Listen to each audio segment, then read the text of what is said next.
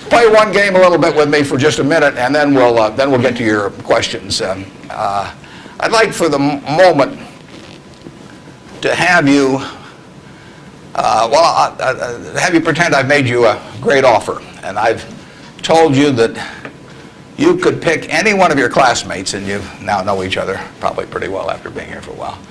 You could pick, you'd have 24 hours to think it over, and you can pick any one of your classmates, and you get 10% of their earnings for the rest of their lives.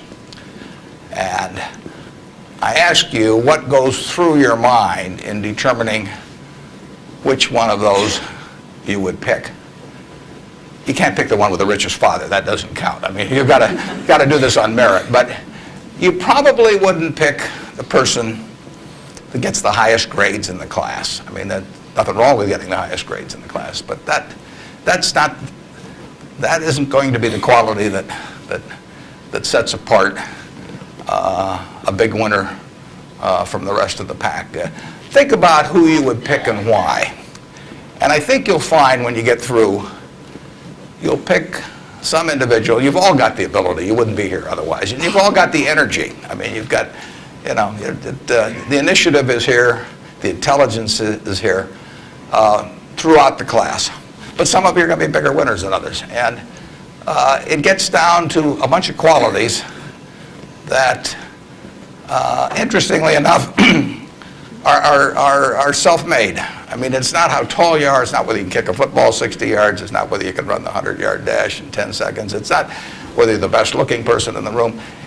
It's a whole bunch of qualities that really come out of Ben Franklin or the Boy Scout code or so, whatever it may be. I mean, it's integrity, it's honesty, it's generosity, it's being willing to do more than your share. It's just all those qualities that are self-selected.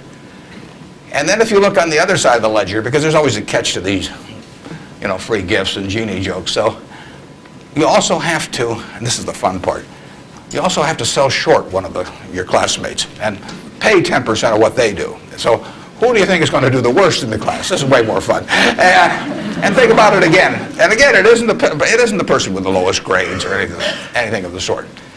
It's the person who just doesn't shape up in the character department. I mean, we look for three things when we hire people. We look for intelligence, we look for initiative or energy, and we look for integrity.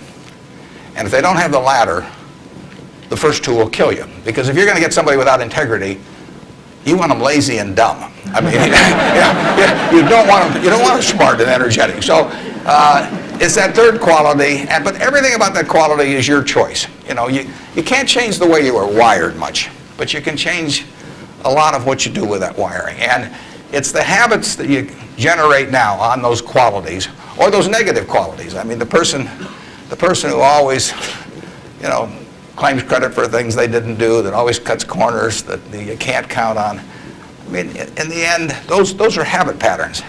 And the time to form the right habits is when you're your age. I mean,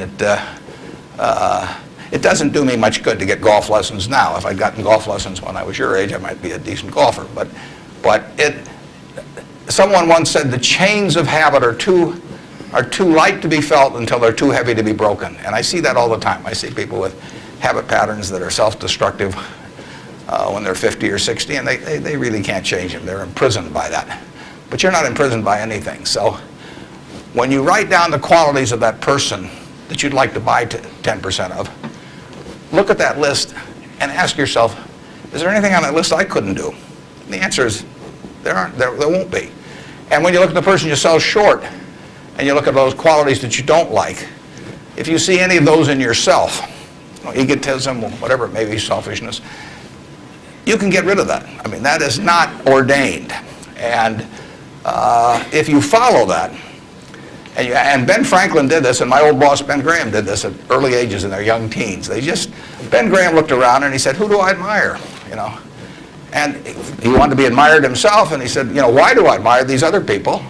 And he said, if I admire them for these reasons, maybe other people will admire me if I behave in a similar manner. And he decided what kind of a person he wanted to be. And if you follow that, at the end, you'll be the person you want to buy 10% of. I mean, that's the goal in the end. And it's something that's achievable by everybody in this room. So.